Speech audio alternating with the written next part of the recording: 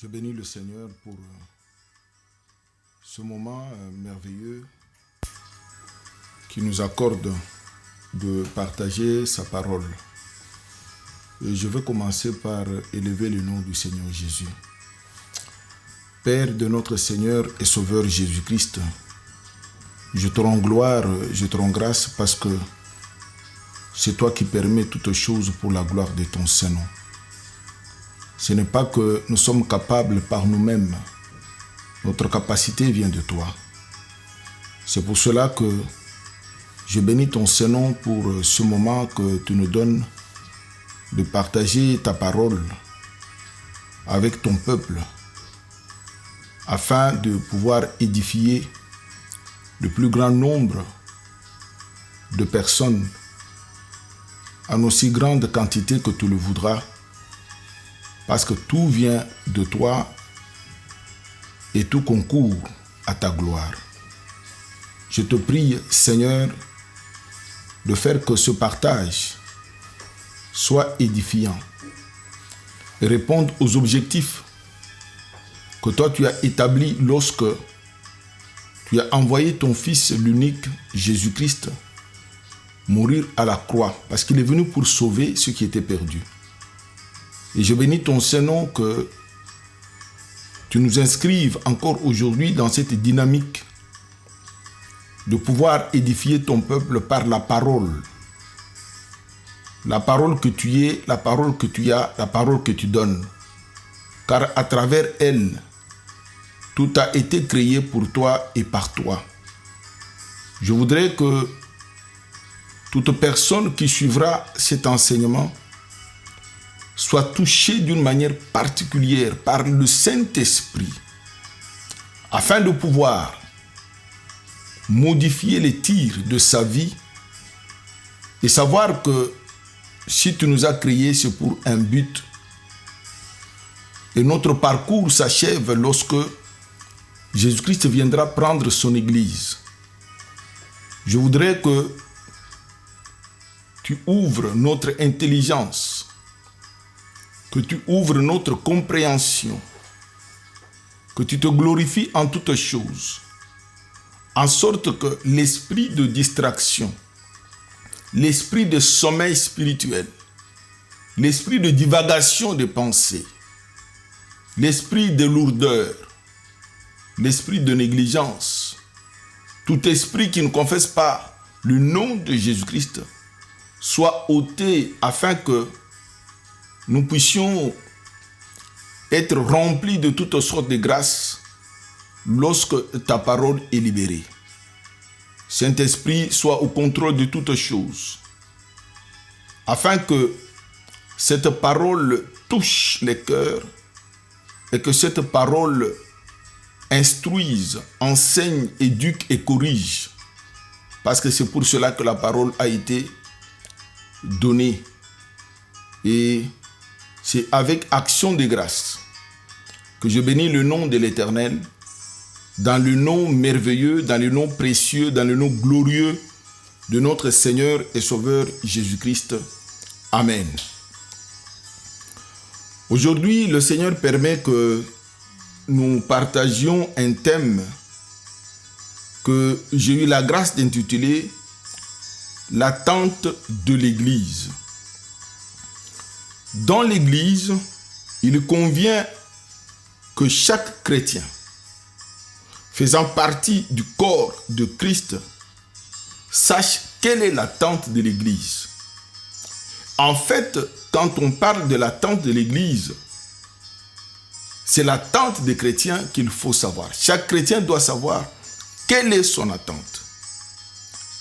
Cela revient à se poser quelques questions, notamment pourquoi je suis sauvé? Pourquoi je viens à l'église? On ne vient pas à l'église comme si on allait au marché ou comme si on allait au stade. Mais on vient à l'église parce qu'il y a un intérêt quelconque. Et c'est cet intérêt-là que chacun de nous doit percevoir afin de mener une vie vers la destinée, vers ce à quoi Dieu nous destine. Amen. Malheureusement, beaucoup viennent dans l'église sans savoir leurs attentes. La Bible nous dit que Dieu créa l'homme à son image et à sa ressemblance. L'homme a été créé à l'image de Dieu. Et la Bible nous dit, hommes et femmes, Dieu les créa. Quand nous lisons Genèse, chapitre 1, versets 26 et 27, nous en rendrons compte. Adam et Ève vivaient dans la plénitude de la présence de Dieu jusqu'au jour de leur chute. Et leur chute a bouleversé les paramètres.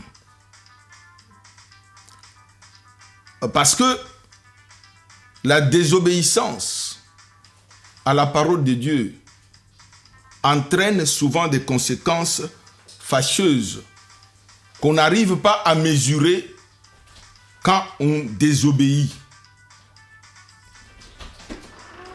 Dans Genèse, chapitre 3, versets 14 à 17, la Bible nous dit ceci. Alors l'Éternel Dieu dit au serpent, parce que tu as fait cela, tu seras maudit entre tout le bétail et entre toutes les bêtes des champs. Tu marcheras sur ton ventre et tu mangeras la poussière tous les jours de ta vie. Et je mettrai inimitié entre toi et la femme, et entre ta semence et la semence de la femme. Cette semence te brisera la tête et tu lui briseras le talon. Et il dit à la femme, j'augmenterai beaucoup ton travail et ta grossesse. Tu enfanteras en travail les enfants. Tes désirs se porteront à ton mari et il dominera sur toi. Puis il dit à Adam, parce que tu as obéi à la parole de ta femme et tu as mangé du fruit de l'arbre duquel je t'avais commandé en disant, tu n'en mangeras point. Tu n'en mangeras point.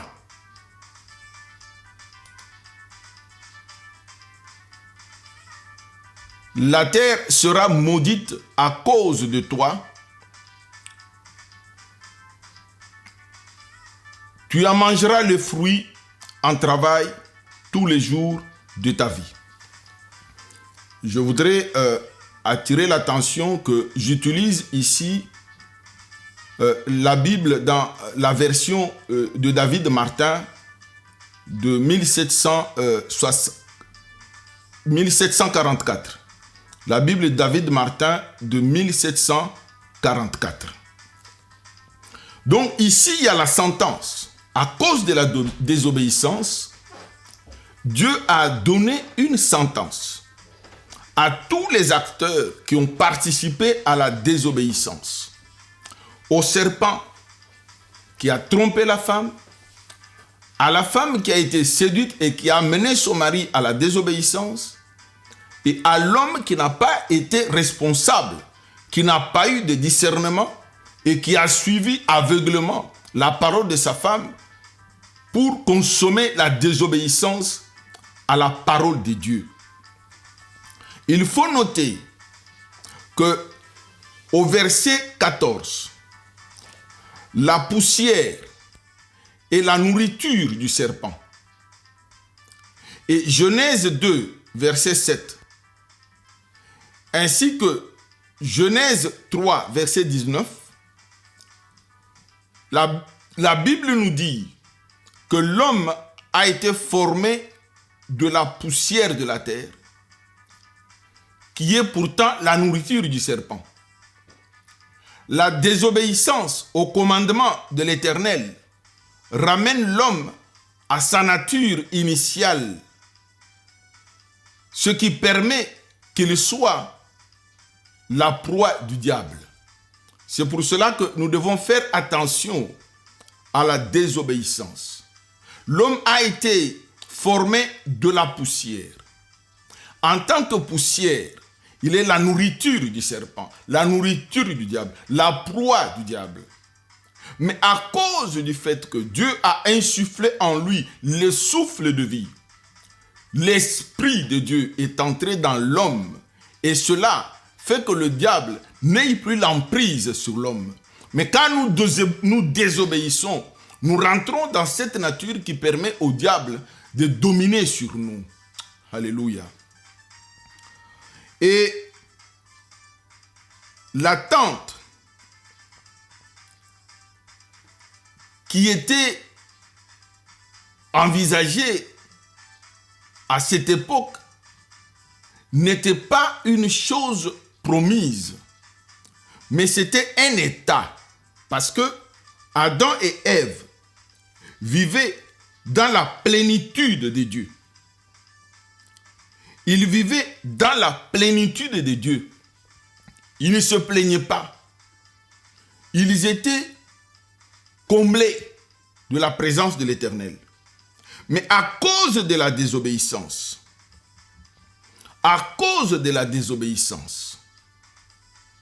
Adam et Ève n'ont pas vu la semence de l'homme écraser la tête du serpent. Parce que Adam et Ève moururent sans avoir vu s'accomplir cette victoire de la semence de l'homme sur la semence du serpent. Et le mal empirait après la mort d'Adam et Ève.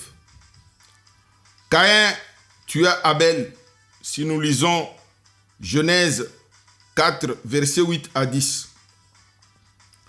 Pourtant, l'attente fait naître une espérance.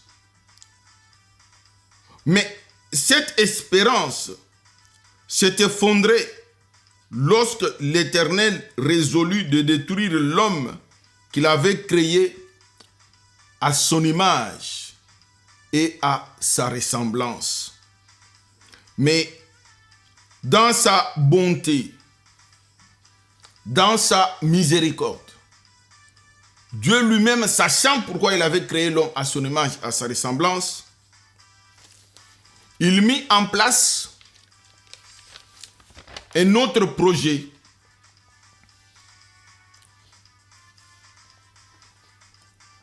Il faut retenir et avoir présent à l'esprit que le péché de l'homme retarde l'accomplissement du plan de Dieu. Mais Dieu, dans sa bonté, comme je disais, mit en place un autre scénario. Il appela un autre homme et fit naître une nouvelle attente. C'était Abraham. Quand nous lisons Genèse chapitre 12, versets 1 à 3, la Bible nous dit ceci. Or, l'Éternel avait dit à Abraham, « Sors de ton pays et d'avec ta parenté et de la maison de ton père et viens au pays que je te montrerai. Et je te ferai devenir une grande nation et te bénirai et je rendrai ton nom grand et tu seras béni. Je bénirai ceux qui te béniront et je maudirai ceux qui te maudiront. Et toutes les familles de la terre seront bénies en toi. » Amen. Et cette promesse a été reprise encore dans Genèse 28, verset 14, lorsque l'Éternel s'adressa à Jacob. Il y est dit ceci: et ta postérité sera comme la poussière de la terre, et tu t'étendras à l'Occident, à l'Orient, au septentrion et au Midi, et toutes les familles de la terre seront bénies en toi. Amen. Avec Abraham, Dieu fait naître une attente et une espérance. L'attente, c'est devenir plusieurs nations.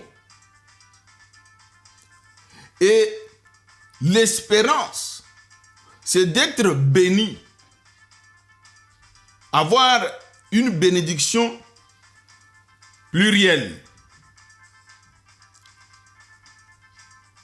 Une grande nation et une bénédiction plurielle. Mais à cause du péché des enfants de Jacob sur leur frère Joseph, ça on peut lire dans Genèse 37, l'Éternel a retourné les circonstances. Joseph a été élevé en Égypte et la famine s'est abattue sur Israël. Israël est descendu en Égypte et y resta près de 400 ans. L'attente de la bénédiction promise à Abraham par l'Éternel s'est effondrée car Israël y a souffert atrocement. L'Éternel met en place un autre scénario avec Moïse.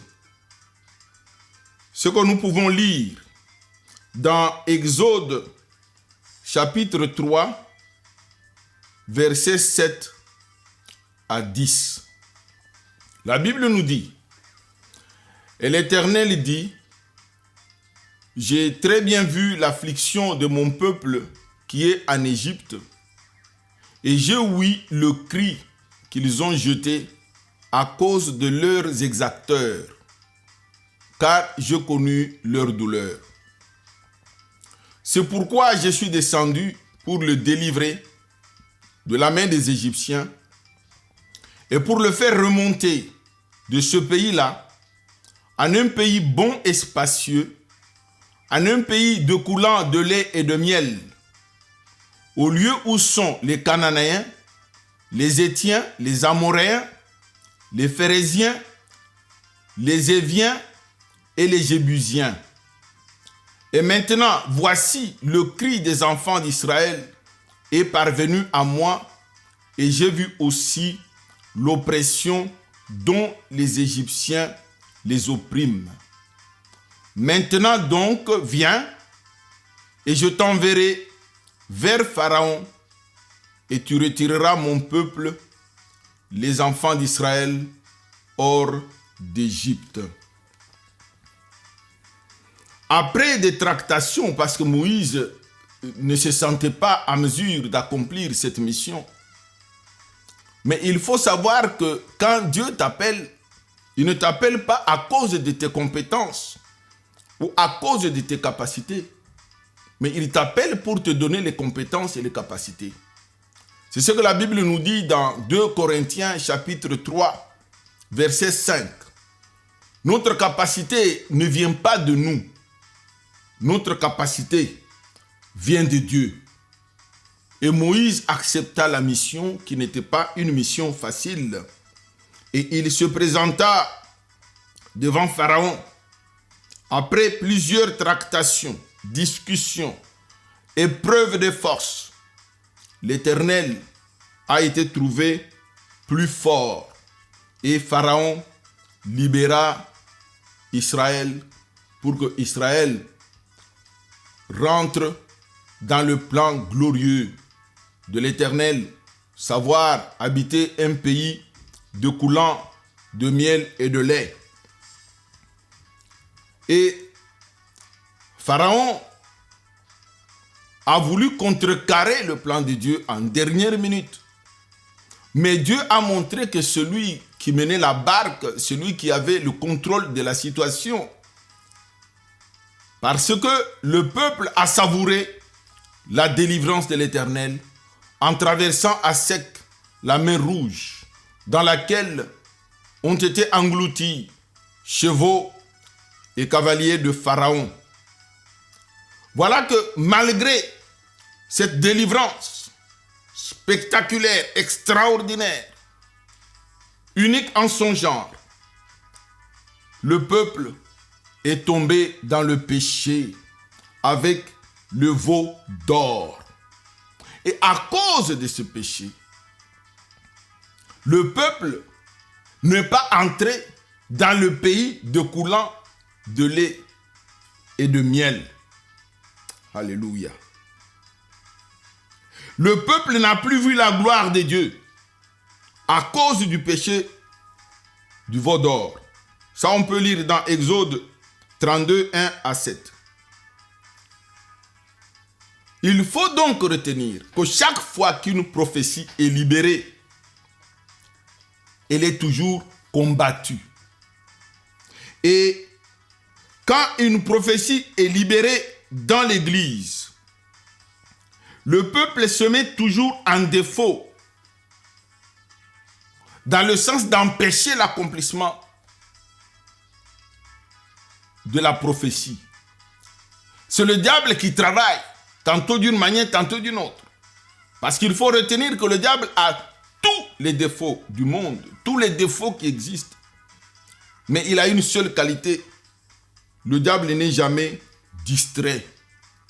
Et voilà que les enfants d'Israël, par manque de conscience, par manque de discernement, sont tombés dans le péché par l'adoration du veau d'or, et la gloire de l'Éternel ne s'est plus manifestée en leur faveur.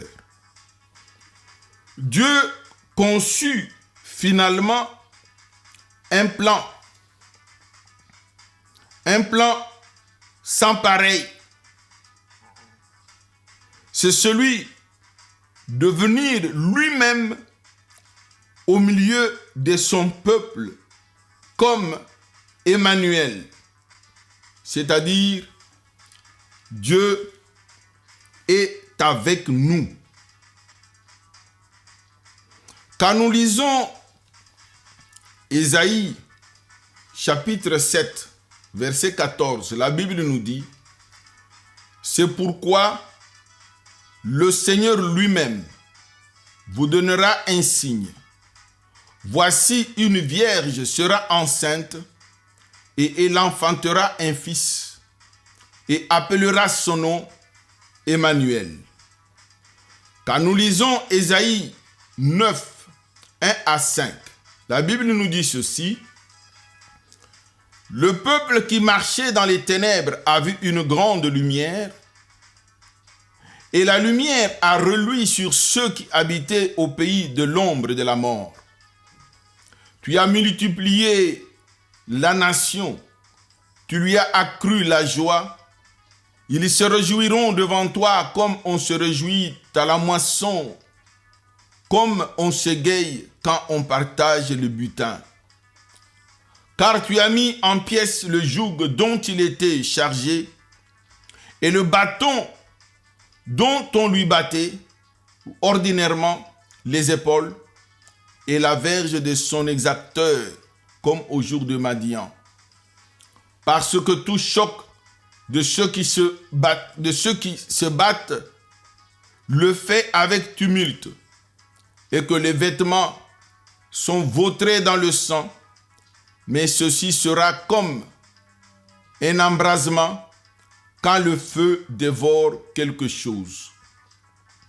Car l'enfant nous est né, le Fils nous a été donné, et l'empire a été posé sur son épaule, et on appellera son nom l'admirable, le conseiller, le Dieu fort et puissant, le Père d'éternité, le prince de paix. Et dans Matthieu,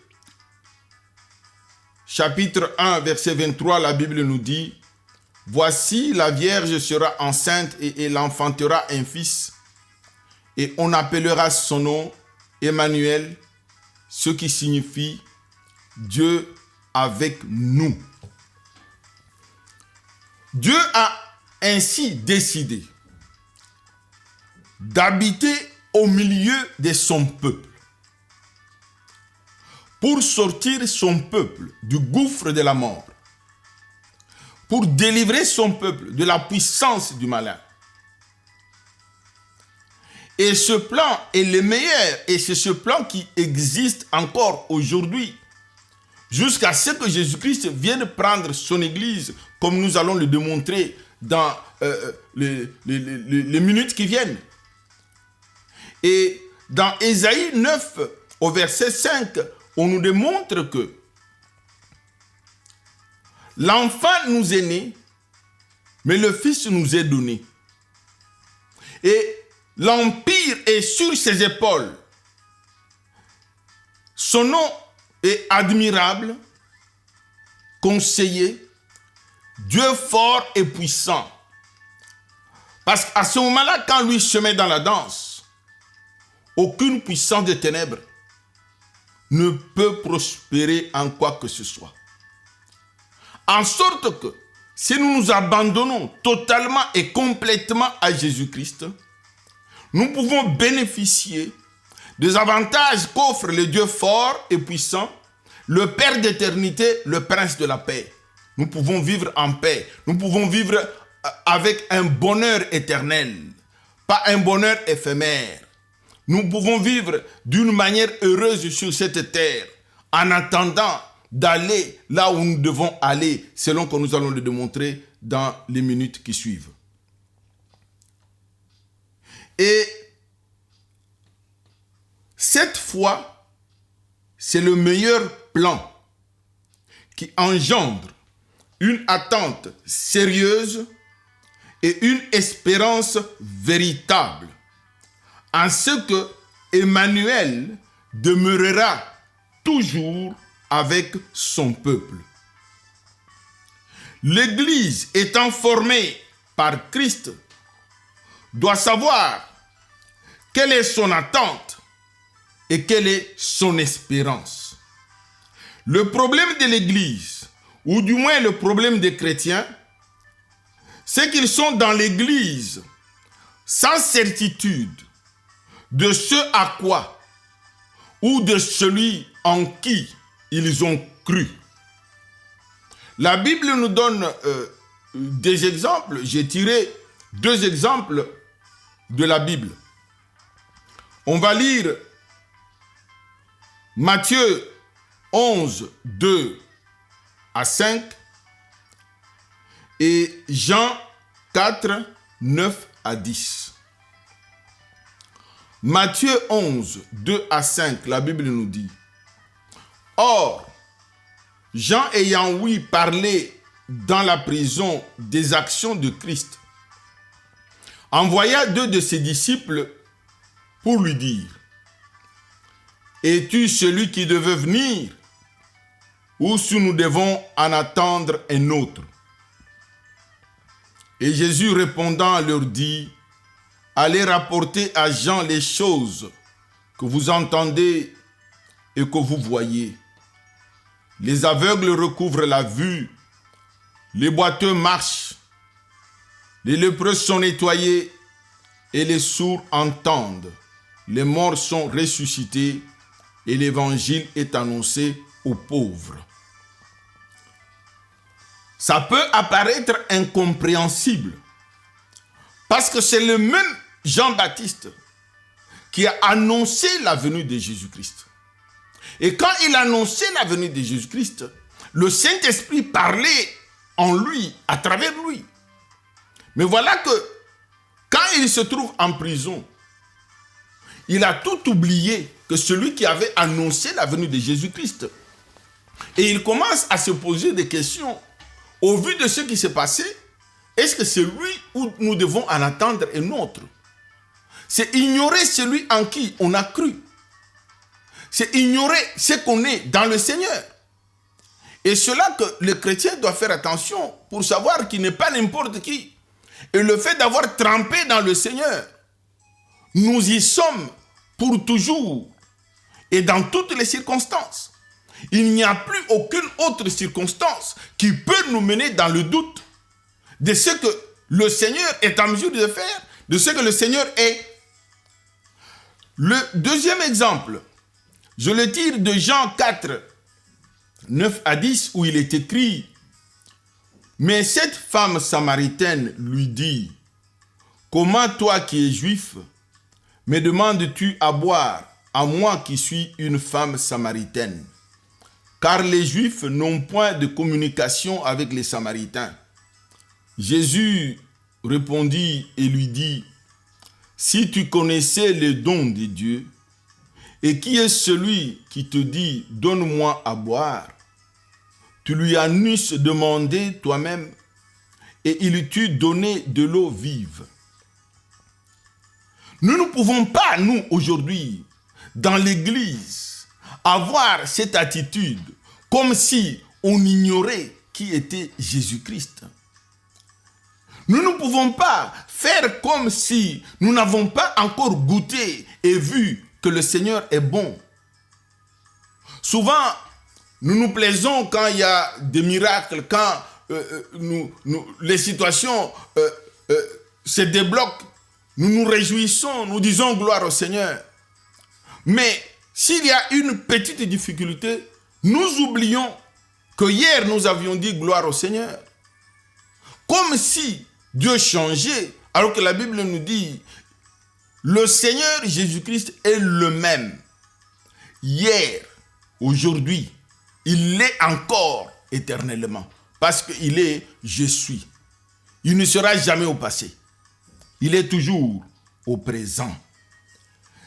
Nous ne pouvons pas nous comporter comme la femme samaritaine, alors que nous sommes déjà dans l'église. Et la porte d'entrée dans l'église, c'est Jésus-Christ. Il dit bien dans Jean chapitre 14, verset 6, « Je suis le chemin, la vérité et la vie. Nul ne vient au Père que par moi. » Et si nous sommes déjà entrés dans l'église, c'est que nous sommes déjà convertis.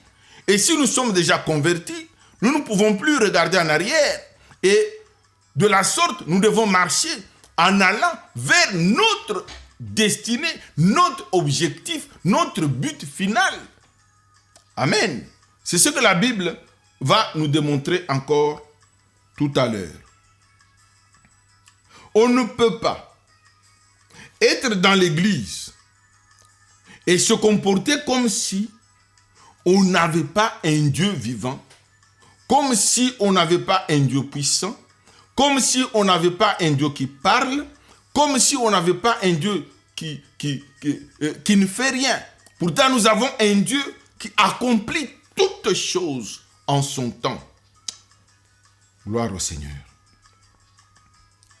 Mais il y a eu quelqu'un qui, dans la Bible, lui a attendu avec assurance de voir s'accomplir tout ce que le Seigneur lui avait promis.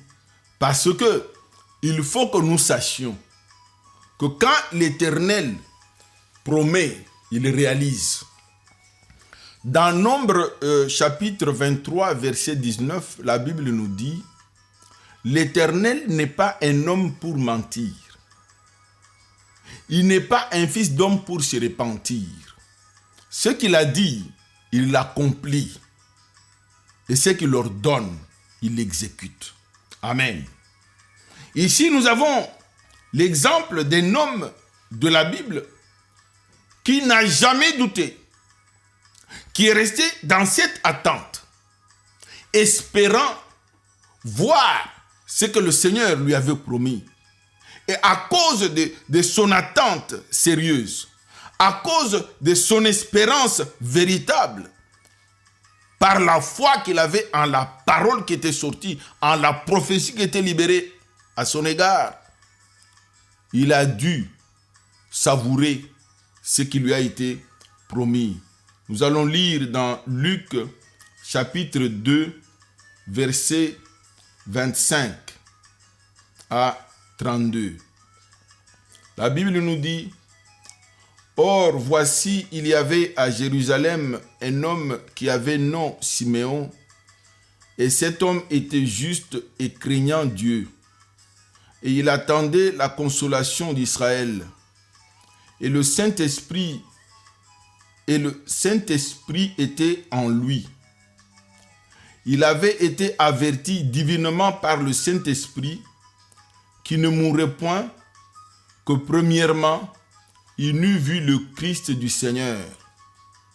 Lui donc, étant poussé par l'Esprit, vint au temple, et comme le père et la mère portaient dans le temple le petit enfant Jésus, pour faire de lui selon l'usage de la loi, il le prit entre ses bras et bénit Dieu et dit: Seigneur, tu laisses maintenant aller ton serviteur en paix selon ta parole, car mes yeux ont vu ton salut, lequel tu as préparé devant la face de tous les peuples, la lumière pour éclairer les nations et pour être la gloire de ton peuple d'Israël. Siméon, par la foi, il a attendu de voir ce qui lui était promis. Et la Bible dit, le Saint-Esprit était en lui. Et il était divinement averti. C'est ce qui manque souvent à l'Église aujourd'hui.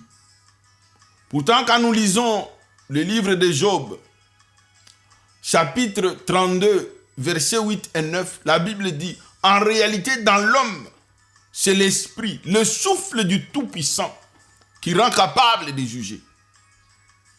Et si le souffle du Tout-Puissant est en nous, et nous dit que les choses qui sont écrites sont véridiques, ne peuvent pas être contestées, nous devons donc nous assurer que ce qui nous a été dit est certainement vrai et que nous le verrons s'accomplir avant même de quitter ce monde pour aller là où nous devons être dans la gloire du Seigneur.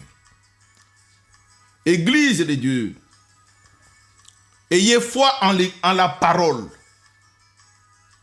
Ayez foi en la parole parce que c'est la parole de Dieu. Et cette parole a été ratifiée par le Saint-Esprit. Parce que tout ce que l'Éternel avait prévu de faire pour convaincre l'homme qu'il est au contrôle de toute situation, il l'a fait. Oh, que le nom du Seigneur soit béni. Alors, l'attente de l'Église a une promesse. Cela veut dire que le véritable chrétien, le véritable enfant de Dieu, qui marche par l'esprit et non par la chair, doit savoir quelle est son attente et quelle est l'espérance qui s'attache à cette attente. La Bible est bien claire. Nous allons lire dans Jean 14, 1 à 3. Jean 14, 1 à 3, la Bible dit: que votre cœur ne soit point alarmé. Vous croyez en Dieu, croyez aussi en moi. Il y a plusieurs demeures dans la maison de mon Père. S'il était autrement, je vous l'eusse dit: je vais vous préparer les lieux. Et quand je m'en serai allé, et que je vous aurai préparé les lieux, je retournerai, et je vous prendrai avec moi, afin que là où je suis, vous y soyez aussi. Apocalypse 22. Apocalypse 22, 6 à 7, et 13, et 12 à 13 et 16, nous dit ceci, Apocalypse 22, verset 6. Puis il me dit, ces paroles sont certaines et véritables. Et le Seigneur, le Dieu des saints prophètes, a envoyé son ange pour manifester à ses serviteurs les choses qui doivent arriver bientôt. Voici, je viens bientôt. Bienheureux est celui qui garde les paroles de la prophétie de ce livre. Verset 12. Or, voici, je viens bientôt, et ma récompense est avec moi, pour rendre à chacun selon son œuvre. Verset 13. Je suis l'alpha et l'oméga, le premier et le dernier, le commencement et la fin. Verset 16. Moi, Jésus, j'ai envoyé mon ange pour vous confirmer ces choses et les églises, pour vous confirmer ces choses dans les églises. Je suis la racine et la postérité de David, l'étoile brillante du matin. Voilà. Donc, quand on vient dans l'église, on doit savoir ce qu'on attend et ce qu'on espère. La Bible nous dit, Jésus revient bientôt. C'est Jésus qui le dit.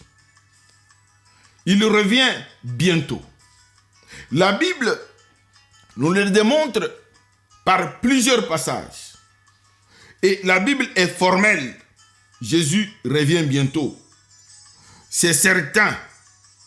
C'est une vérité certaine, indiscutable et indubitable.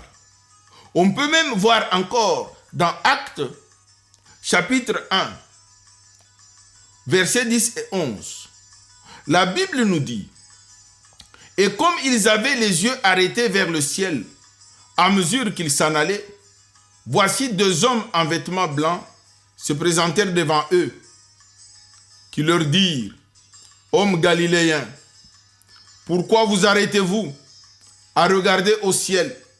Ce Jésus qui a été élevé d'avec vous au ciel en descendra de la même manière que vous l'avez vu, que vous l'avez contemplé montant au ciel. » Donc, Jésus qui est parti, il va revenir. C'est ça l'attente et l'espérance de l'Église. L'attente et l'espérance de l'Église se résume en ce que Jésus nous a sauvés, il nous a laissés, mais il ne nous a pas laissés orphelins, il nous a laissé le Saint-Esprit pour que nous demeurions en lui, parce que il va revenir nous prendre. C'est une chose certaine, une chose indiscutable et une chose indubitable. Incontournable même. Et la parole de Dieu l'atteste. Dans la mesure où nous croyons que la parole de Dieu est vérité, dans la mesure où nous croyons que la parole de Dieu est Dieu, que tout ce qui a été créé par elle, rien de ce qui a été créé n'a été créé sans elle, nous devons croire à cette attente et à cette espérance. La Bible le dit encore si bien dans 1 Thessaloniciens chapitre 4, versets 16 à 18. Car le Seigneur lui-même, avec un cri d'exhortation et une voix d'archange, et avec la trompette de Dieu, descendra du ciel, et ceux qui sont morts en Christ ressusciteront premièrement.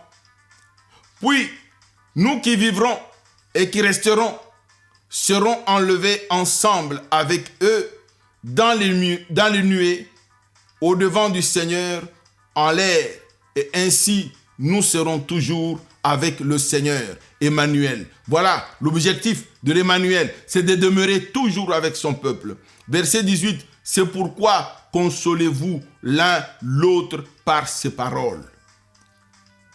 Voilà, donc, les choses sont tellement claires et limpides que, au lieu de préparer ou de se préparer au retour de Christ, les chrétiens sont en proie aux querelles, aux chamailleries, à la fornication, à l'ivrognerie, à l'idolâtrie et aux choses semblables.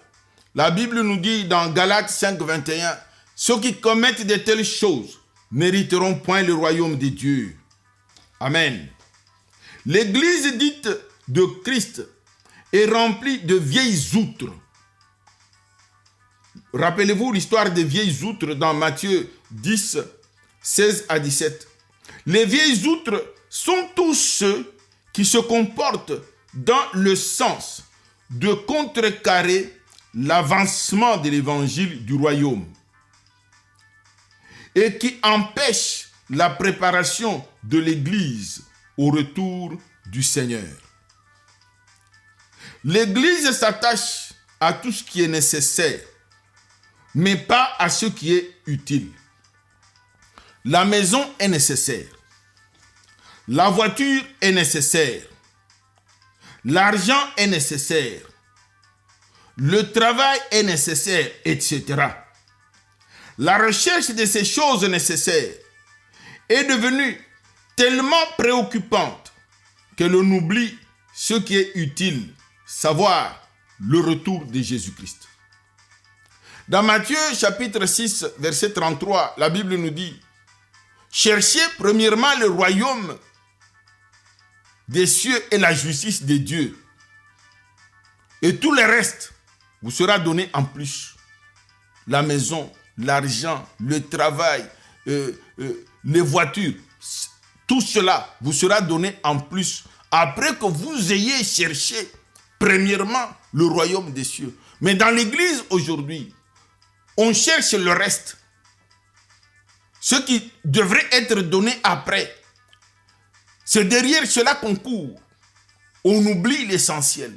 On oublie l'essentiel pour lequel Jésus nous a sauvés. On oublie l'essentiel pour lequel Dieu s'est fait homme. On oublie l'essentiel pour lequel Dieu a dit « Je viens habiter avec mon peuple. Je deviens Emmanuel pour être toujours avec mon peuple. Afin que mon peuple marche comme moi je veux. Afin que mon peuple vive comme moi je veux. Afin que mon peuple imite ce que je suis. » Parce que la Bible nous dit dans Lévitique chapitre 19 verset 2 « Soyez saints comme moi votre Père, je suis saint. » Amen.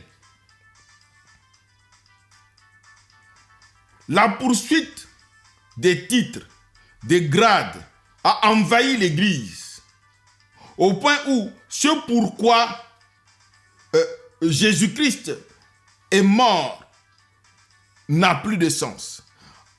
Au point où ce pourquoi nous sommes venus à l'Église est mis de côté.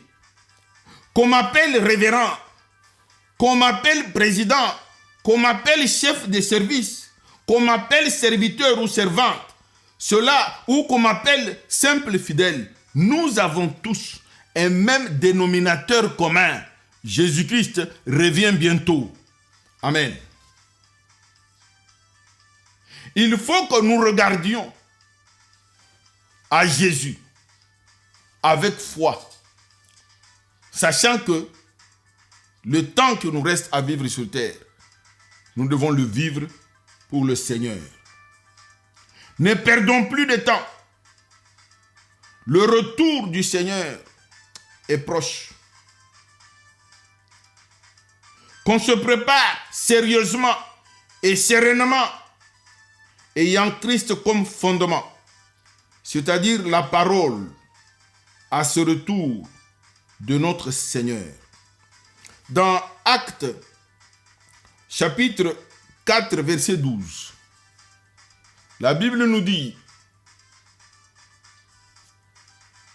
Acte 4, verset 12, la Bible dit, il n'y a point de salut en aucun autre, car aussi il n'y a point sous le ciel d'autre nom qui soit donné aux hommes par lequel il nous faille être sauvés.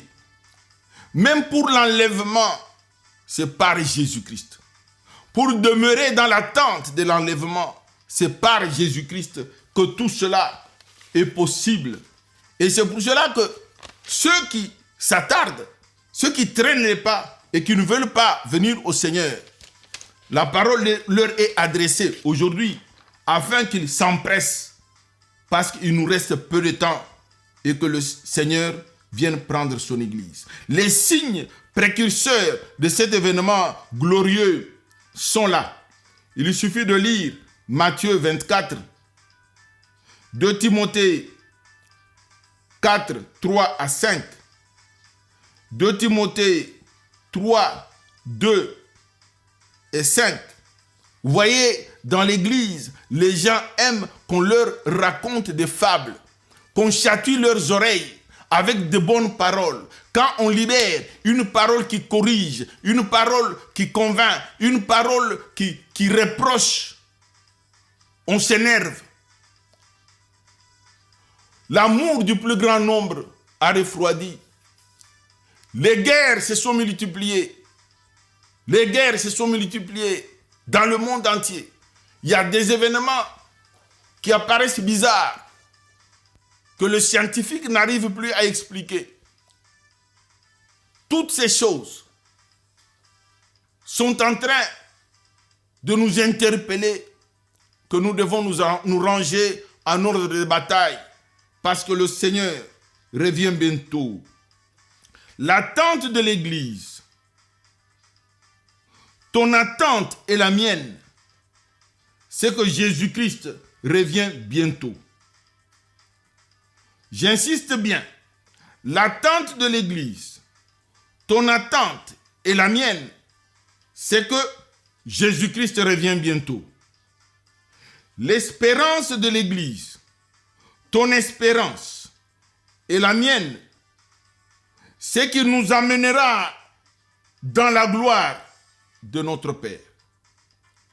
L'espérance de l'Église, ton espérance et la mienne, c'est que Jésus nous amènera dans la gloire de notre Père. Alors maintenant, il nous appartient de nous réveiller parce que les jours sont mauvais. Il nous appartient de nous réveiller pour rentrer dans la dynamique parce que Jésus-Christ revient bientôt. Arrêtons les distractions, arrêtons les chemins spirituels, arrêtons la négligence, arrêtons les chamailleries, rentrons dans la dynamique. Jésus-Christ revient bientôt. Et ma prière, c'est que si tu as suivi ce message, si le Seigneur te fait grâce de suivre ce message, que tu te remettes en question, que tu te questionnes toi-même pour mesurer ta température, afin que le jour mauvais ne te surprenne pas, mais que le Seigneur te fasse grâce pour que tu te relèves, que tu sortes dans